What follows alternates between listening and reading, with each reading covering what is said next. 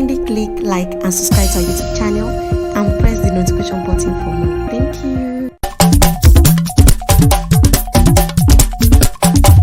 Àpáta dé o, Olúwadámilọ́lá lèmi fẹ́ máa kí ọmọdé ò tí mọ̀ gbóhùn ẹnu tèmi. Happy birthday to you o.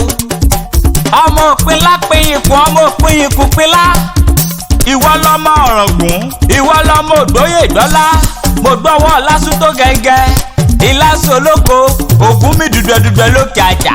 Ẹja fi láti yán, kákóògùn wọ́n ọmọ Ìládàgbà.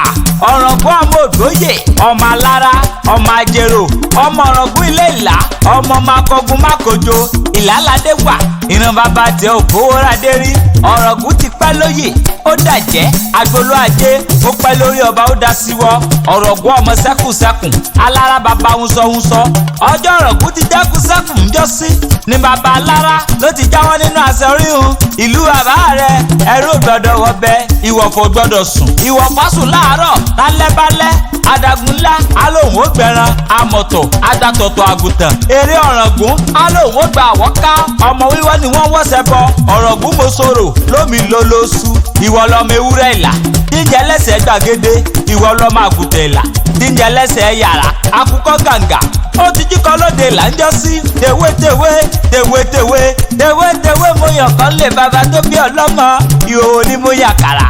MC Dísẹ̀ ọmọ àgbàrá mẹ́ta tó ń bẹ lóde Ìlà ń jọ sí.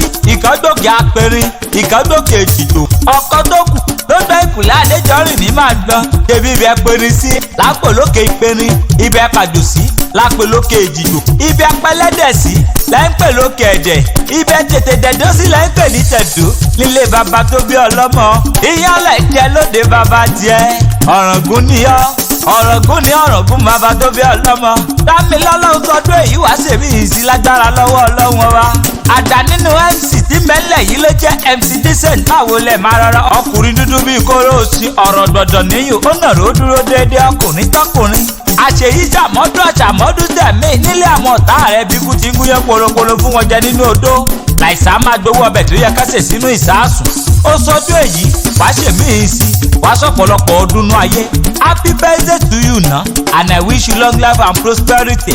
Bóyin bá ṣe tágbéra ó dinú kókó ògì bá bẹ̀rẹ̀ bọ̀jọ̀ bá ṣe tágbéra ó dinú sàrẹ̀ tó kọ́lé sí.